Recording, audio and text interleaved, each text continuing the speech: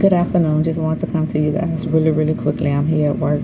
3 weeks ago, the word benign was ringing in my spirit. After I thought about the movies I've watched and the conversations I've had and realized that the word didn't come from that, I knew it was God putting it in my spirit. So me not knowing what the word was, I went to Old Faithful Google and looked it up.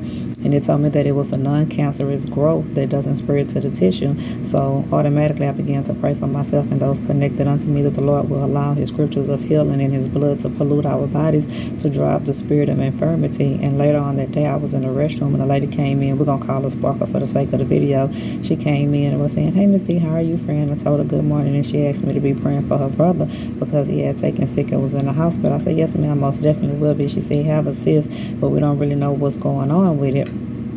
So I said, "Yes, ma'am, I'll be praying." And I shared with her what I just shared with y'all, the word that was just pressing in my spirit. And I had to Google because I didn't know what it was. And then she was like, "Okay." And I said, "Yes, ma'am." I said, "Well, if you don't mind, just kind of let me know how things are going with your brother. But I most definitely would be in prayer."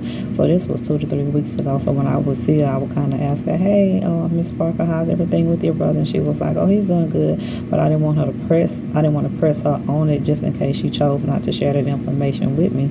So anyway, 2-3 weeks later, here we are today, and my door was open while I was eating lunch, and she say, "Miss C, what's that word again? The definition, benign, I think it was."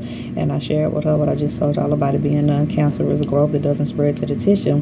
And she just kind of looked at me, and then she was like, I'm like, and then she said, "Miss C," I say, "Your brother, you got the praise report back?" And she was like, "Yes, and it's non-cancerous." And she was like, "Thank you for your prayers." I said, "Yes, ma'am, most definitely." I said, "That is a blessing. I'm excited for his testimony of it being non-cancerous." And she was like, "Yeah, but he have to go every 3 to 4 months to make sure that it doesn't become cancerous." So I'm believing and trusting in God that it's going to dissolve and draw up all together. And if he know Christ, that his relationship with Christ go deeper depths and higher heights. And if he don't know Christ, that he come into the knowledge of Christ Jesus, to know that it wasn't in medicine, it wasn't in doctors, not that it wasn't in there, because God give us doctors and give us medicine, but the ultimate healing, Jesus is the chief physician.